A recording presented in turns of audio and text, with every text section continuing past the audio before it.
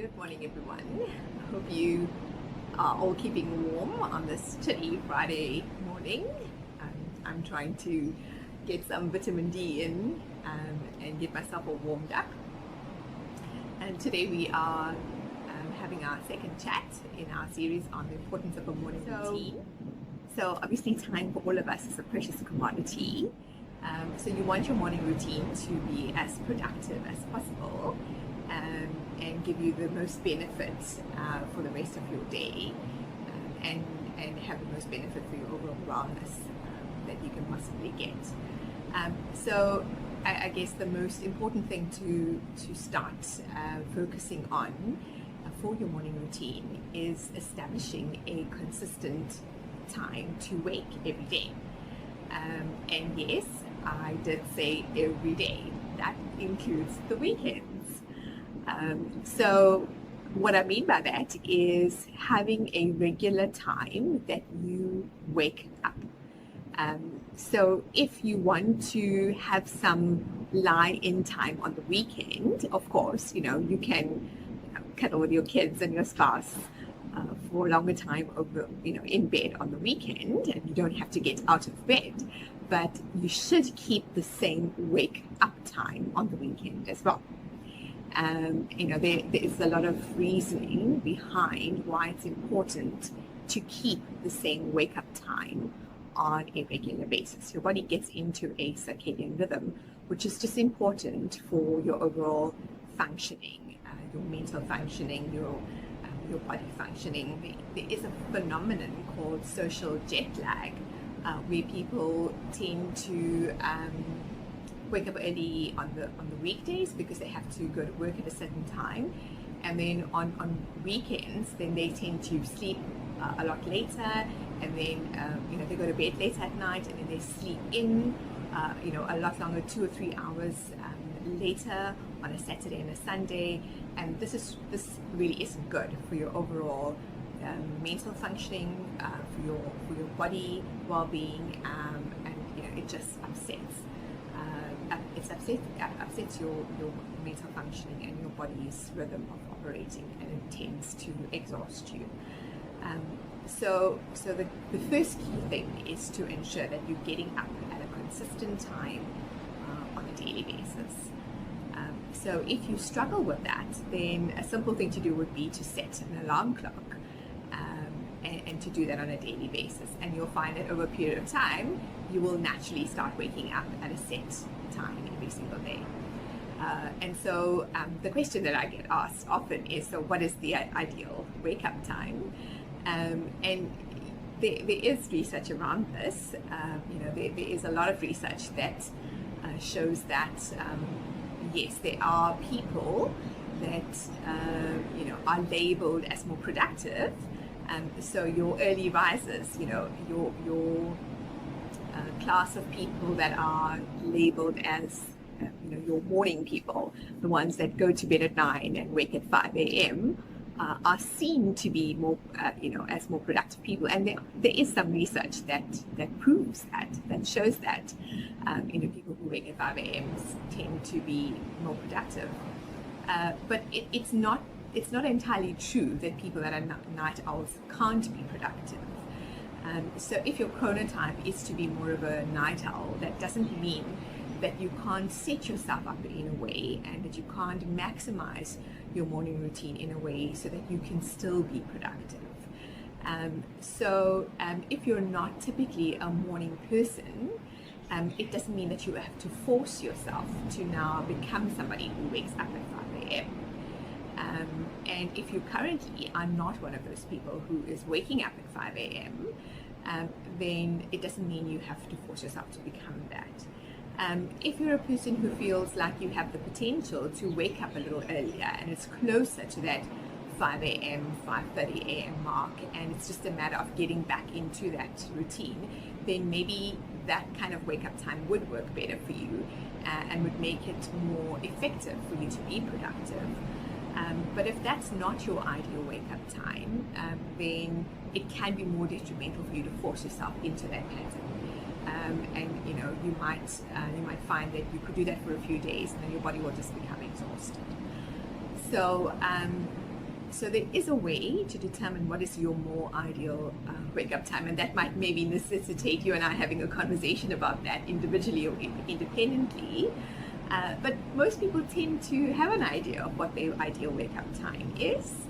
And so it's more about you getting consistent about it, and then maximizing your productivity with that wake-up time.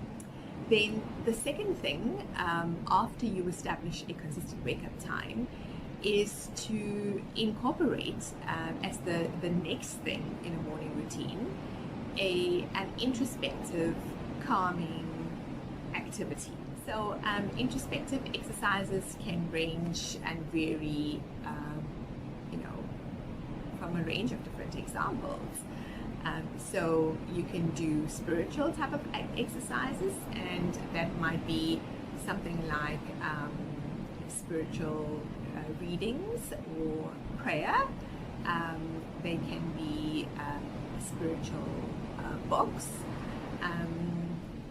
and people are very are motivated differently in terms of what spirituality means for them. But I think as human beings, we have to acknowledge that we are spiritual beings, and science is very clear that, and there is research that suggests that people who have an active spiritual connection in their life do fare much better mentally. They are much healthier physically. They recover. If they have any kind of physical ailments, they tend to recover better. They have healthier social relationships. And so I'm not talking necessarily about religion. I'm talking about having some kind of spiritual connection, whatever that might mean for you as a person. So it can be, so introspection can be on a spiritual level. Introspection can also be a bodily activity, so sort of mental and bodily related exercises such as meditation or relaxation exercises. Can also be mental stimulation like reading. The other element of introspection can be journaling, and journaling can take on various forms. You can journal freely, so you can choose to just write whatever thoughts you find on your mind in that moment in time, and just helps you to kind of vent or express what might be there when you wake up, and gets all of those things out of your head onto a piece of paper. Or you can decide to journal about very specific things like your goals and aspirations that you have that you're working towards. Or you can journal about emotions, so you can choose to focus on certain emotions like hope or gratitude. Or you can also journal about specific experiences or things that you are going through. So for me, currently, I am following a specific journaling program. So and that challenges you on a daily basis to consider something that you are grateful for in the day before, something that's currently a challenge for you, and to give yourself or to consider one strategy of how you are going to deal with that challenge. So it's very quick, and it doesn't take me a long time, but it helps me to kind of just regroup from the day before I move on with my next day. But there are lots of ways to journal, and you can decide to use any method of journaling. So introspection of that kind and using any or all of those methods in your morning routine can be extremely helpful. I think the main aim of using introspection as a calming tool in how you go about setting up your day is this: that the typical way in which we currently go about our days is that we get up and then we activate our nervous system in such a way that our body just gets into this accelerated mode. We get up and we just get going. We get up and we do. And that sends our body and our brain into an overactivated mode. So what most of us fail to realize is that our brain and our body is connected to each other through our nervous system. And we are programmed to react in certain ways because our body is intelligent. You know, we made it in a miraculous way. And when our brain is given this information that our nervous system is being activated, then it's just going to go into that protective gear of having to go. Like, this person's accelerator has been pressed now, and I need to protect them. You know, this person is in fight or fight mode, and I need to do whatever I have to do to protect them. And so when your nervous system is elevated like that, and you're in go mode, your brain is just working to keep you safe. And so you're not in the frame of mind, you're not in the brain state to problem solve, to plan, to decision make, to be rational, to be logical. And so you're not in the space to get the best out of you in terms of your creativity and, you know, your higher order thinking as a person. So if that's the way you're going about your day, then you're not going to be the most productive and the most successful.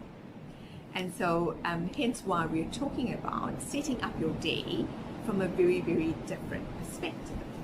So if you're starting off your day in this calm, introspective way, then your body is not in the accelerated mode, and your brain is in a very, very different state, and it's now going to be able to access good problem solving, decision making, clear focus, good concentration, creativity, and it's going to be able to work well for you and improve your productivity. So